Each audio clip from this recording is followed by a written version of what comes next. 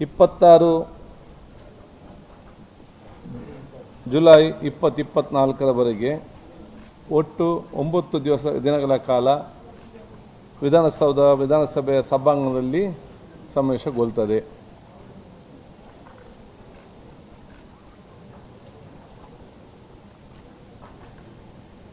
ಬಹುಶಃ ಪ್ರಥಮ ದಿನ 16ನೇ ವಿಧಾನಸಭೆಯ 3ನೇ ಅಧಿವೇಶನ ಮುಕ್ತಾಯವಾದ ನಂತರ ಇಲ್ಲಿಯವರೆಗೆ ನಿಧನ ಹೊಂದಿರುವ ಗಣ್ಯ ವ್ಯಕ್ತಿಗಳ ಕುರಿತು ಸಂತಾಪ ಸೂಚನಾ ನಿರ್ಣಯವನ್ನು ದಿನಾಂಕ 15/7/2024 ಮಂಡಿಸಲಾಗುವುದು.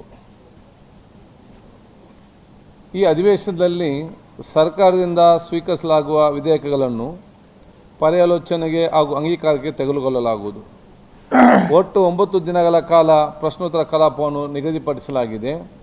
ಇದರ ಜೊತೆಗೆ ಗಮನ ಸೆಳೆಯುವ ಸೂಚನೆಗಳು, ಶೂನ್ಯ ವೇಳೆ, ನಿಲುವಳಿ ಸೂಚನೆ, ನಿಯಮ 69ರ ಸೂಚನೆಗಳು, ಖಾಸಗಿ ಸದಸ್ಯರುಗಳ ಕಾರ್ಯಕಲಾಪವನ್ನು ಕೂಡ ನಡೆಸಲಾಗುವುದು. ಕಳೆದ ಬಾರಿಯಂತೆ ವಂದನೆ ಮಾಡಿರುವಂಥ ಪತ್ರಕರ್ತರ ಗ್ಯಾಲರಿಯಲ್ಲಿ ಕುರ್ಚಿಗಳ ಲಭ್ಯತೆಗೆ ಸೀಮಿತಗೊಂಡಂತೆ ಅವಕಾಶ ಕಲ್ಪಿಸಲಾಗಿದ್ದು, ಇದಕ್ಕೆಲ್ಲ ತಾವು ಸಹಕರಿಸಿಕೊಳ್ಳುತ್ತೇವೆ. ಮಾನ್ಯ ಸದಸ್ಯರು, ಪತ್ರಕರ್ತರ ಇಲಾಖೆ ಅಧಿಕಾರಿಗಳಾಗಿ ವಿಧಾನಸಭೆಯ ಸಭಾಂಗಣದಲ್ಲಿದ್ದಂತಹ ಕ್ಯಾಂಟೀನ್ ಸೌಲಭ್ಯಗಳು ಕೂಡ ಈ ಹಿಂದಿನಂತೆ ವಿಧಾನಸೌಧದ ಮೊದಲ ಮಹಡಿಯ ಪೂರ್ವ ಭಾಗದಲ್ಲಿರುವ ಸೆಂಟ್ರಲ್ ಹಾಲ್ನಲ್ಲಿ ವ್ಯವಸ್ಥೆಗೊಳಿಸಲಾಗಿದೆ. ಬಹುಶಃ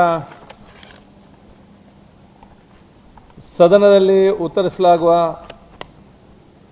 ಚುಕ್ಕೆ ಗುರಿತ ಪ್ರಶ್ನೆಗಳು ಮತ್ತು ಲಿಖಿತ ಮೂಲಕ ಉತ್ತರಿಸಲಾಗುವ ಚುಕ್ಕೆ ರಹಿತ ಪ್ರಶ್ನೆಗಳು ಇತ್ಯಾದಿ ಸೂಚನೆಗಳಿಗೆ ಸರ್ಕಾರದವರು ನೀಡುವ ಲಿಖಿತ ಉತ್ತರಗಳನ್ನು ಸದನ ಮಂಡಿಸಿದ ತರುವಾಯ ಮಾನ್ಯ ಸದಸ್ಯರಿಗೆ ಹಾಗೂ ಪತ್ರಕರ್ತರಿಗೆ ಇಮೇಲ್ ಮುಖಾಂತರ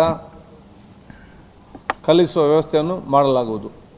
ಪತ್ರಕರ್ತರಿಗೆ ವಾರ್ತಾ ಇಲಾಖೆಯ ಮುಖಾಂತರ ಇಮೇಲ್ ಕಳಿಸಲಾಗುವುದು. ಅಲ್ಲದೆ ಈ ಸಚಿವಾಲಯದ ವೆಬ್ಸೈಟ್ನಲ್ಲಿ ಕೂಡ ದೊರೆಯುತ್ತದೆ. 2023ನೇ ಸಾಲಿನ ಕರ್ನಾಟಕ ವಿಧಾನಮಂಡಲ ವಿಧಾನಸಭೆಯ ಸ್ಥಾಯಿ ಸಮಿತಿಗಳ ಅವಧಿಯು ದಿನಾಂಕ 8/8/2024 ಮುಕ್ತಾಯಗೊಳ್ಳುವುದರಿಂದ 2024-25 ಸಾಲಿಗೆ ಹೊಸದಾಗಿ ಸಮಿತಿಗಳನ್ನು ರಚಿಸುವ ಸಂಬಂಧ ಚುನಾವಣಾ ಪ್ರಸ್ತಾವ ಮಂಡಿಸಿ ಕ್ರಮ ಕೈಗೊಳ್ಳಲಾಗುವುದು. ಬಹುಶಃ ಈ ವರ್ಷದ ಇವತ್ತು 1 ವರ್ಷ ಆಗ್ತಾ ಬರ್ತಾ ಇದೆ. ಕಳೆದ ಜುಲೈಯಲ್ಲಿ ನಮ್ಮ 16ನೇ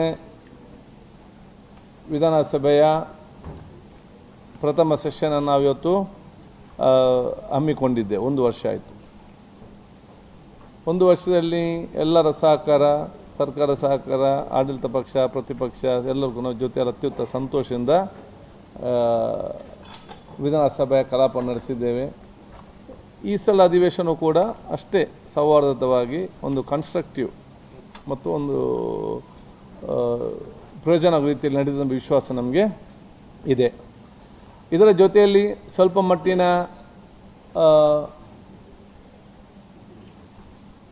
ವ್ಯವಸ್ಥೆಯನ್ನು ನಾವು ಪ್ರಥಮ 70 ವರ್ಷದ ನಂತರ ಪ್ರಥಮ ಬಾರಿ ವಿಧಾನಸಭೆಯಲ್ಲಿ ಸ್ವಲ್ಪ ಮಟ್ಟಿನ ಬದಲಾವಣೆ, ಒಂದು ನಮ್ಮ ವಿಧಾನಸಭಾ ಸದಸ್ಯರುಗಳು ಮತ್ತು ಮಂತ್ರಿಗಳು ಹೋಗುವಂಥ ಮುಖ್ಯ ದ್ವಾರವನ್ನು ನಾವು ಇವತ್ತು ಬದಲಾವಣೆ ಮಾಡಿದ್ದೇವೆ. ಹಿಂದೆ ಬಹುಶಃ ಅದು ಕಬ್ಬಿಣದ ಇವತ್ತು ಗ್ರಿಲ್ ಥರ ಇತ್ತು. ಇದಕ್ಕೆ ರಾಷ್ಟ್ರೀಯ ಮತ್ತು ಅಂತಾರಾಷ್ಟ್ರೀಯ ಮಟ್ಟದ ಡೆಲಿಗೇಷನ್ಗಳು, ನಿಯೋಗಗಳು ಬರುವಂತಹ ವಿಧಾನಸೌಧಕ್ಕೆ ಬರುವಾಗ ಇದನ್ನು ಇನ್ನಷ್ಟು ಸೌಂದರ್ಯೀಕರಣಗೊಳಿಸುವ ಜವಾಬ್ದಾರಿ ಅದು ನಮ್ಮ ಜವಾಬ್ದಾರಿ. ಅದಕ್ಕಾಗಿ ಇದನ್ನು ನಾವೊಂದು ವಿಶಿಷ್ಟ ರೀತಿಯಲ್ಲಿ ಅದನ್ನು ಉತ್ತಮಗೊಳಿಸುವ ಒಂದು ವ್ಯವಸ್ಥೆ ನಾವು ಇವತ್ತು ಪ್ರಾರಂಭ ಮಾಡಿದ್ದೇವೆ. ಅದರ ಪ್ರಥಮ ಹಂತದಲ್ಲಿ ಬಹುಶಃ ಇದು ಉದ್ದೇಶ ಇಡೀ ವಿಧಾನಸೌಧ ಈ ರೀತಿಯ ಒಂದು ಸೌಂದರ್ಯೀಕರಣಗೊಳಿಸಬೇಕು. ಎಲ್ಲರಿಗೂ ಕೂಡ ಹಿಂದೆ ಏನದನ್ನು ನಿರ್ಮಾಣ ಮಾಡಿದಾರ ಆ ಒಂದು ಇತಿಹಾಸ ಮತ್ತು ಆ ಹೆರಿಟೇಜ್ ಇಟ್ಟುಕೊಂಡು ಈಗಿನ ಅನುಗುಣವಾಗಿ ಅದನ್ನು ಒಂದು ಇನ್ನಷ್ಟು ಅಟ್ರಾಕ್ಷನ್ ಮತ್ತು ಸೌಂದರ್ಯೀಕರಣಗೊಳಿಸುವಂಥ ಒಂದು ಪ್ರಕ್ರಿಯೆ ನಾವು ಚಾಲನೆ ಇವತ್ತು ಕೊಡ್ತಾ ಇದ್ದೇವೆ. ಆದ ಕಾರಣ ಮುಖ್ಯ ದ್ವಾರದ ಉದ್ಘಾಟನೆಯನ್ನು ಸನ್ಮಾನ್ಯ ಮುಖ್ಯಮಂತ್ರಿಗಳು 15ನೇ ತಾರೀಕು ಬೆಳಿಗ್ಗೆ 10:30 ಗಂಟೆಗೆ ಬಹುಶಃ ಅದನ್ನು ಇವತ್ತು ಉದ್ಘಾಟಿಸಲಿದ್ದಾರೆ.